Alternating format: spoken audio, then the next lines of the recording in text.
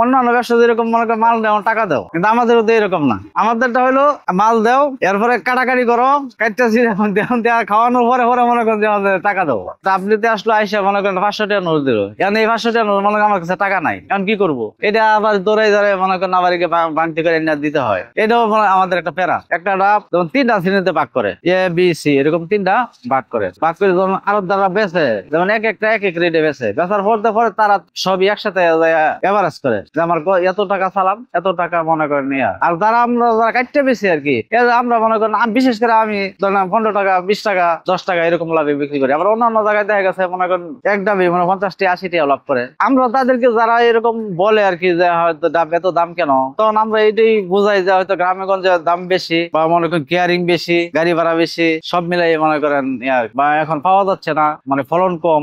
এই কারণ বলতে মনে করেন যার যেটা মানে লাগে আর কি। কেউ মনে করেন রিক্সা চালাইতেছে, তো তার ওইটা মনে করেন মানে আমি ব্যবসা করে অভ্যাস আগের থেকে, যার জন্য মনে করেন এটার সাথে লাগিয়ে আছে আর কি।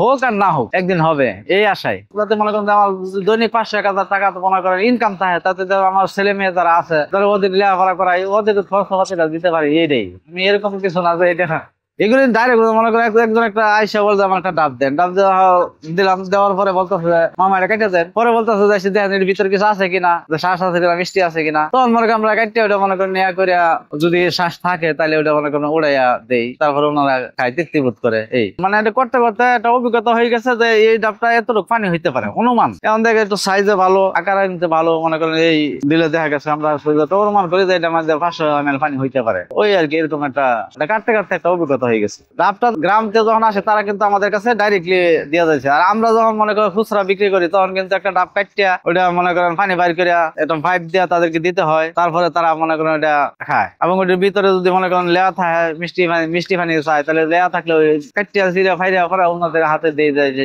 আপনারা খান। একটা নারিকেল হইতে গেলে মনে করেন 3 মাস 4 মাস সময় লাগে। আর একটা ডাব মনে করেন 15 থেকে 20 দিন পর থেকেই ওইটা কিন্তু আপনার ডাব আকার সিস্টেম ধারণ করে। তাহলে ওটা পানি হইতে হইতে মনে করেন 2-2.5 মাস সময় লাগে। আর ওইটা যখন 2-2.5 মাস, একটা নারিকেল 6 মাস সময় লাগে। না জোড়া নারিকেল পাওয়া যায় না এমন কিছু না। যেমন আসলে ডাবের চাহিদা বেশি, নারিকেলের সাথে ডাবের চাহিদা বেশি, যার জন্য ডাবটাই মনে করেন আগেই অনেক গাছিরা কাটা গ্রামগঞ্জে মনে করেন বেশি হলা, যাতে মনে করেন একটা ডাব কাটলে এবং ওইটা ফলনও তাদের বেশি হয়। যেমন একটা পেঁয়াজুরি ডাব মনে করেন আপনার 2 মাস 3 মাস পরে কাটে, একটা নারিকেল 6 মাস পরে কাটার লাগে, তাহলে তার ওই জায়গাটা থাকে না, খালি থাকে না। ডাবটা কাটতে হলে কিন্তু মনে করেন ওই এটা খালি দেয় পরে বেশি ফলন, মানে গাছে ফলন বেশি দেয়। আমরা জিজ্ঞাসা করি যে আপনি মিষ্টি পানি খাবেন না কচি খাবেন, যদি তার সমস্যা থাকে তাহলে কচি, আর যদি মনে করেন মুখের স্বাদ বা আপনি মনে করেন নেয়ার লেগে খায় তাহলে ওই মিষ্টি পানিটা শ্বাস হলে ওটা মিষ্টি হয়।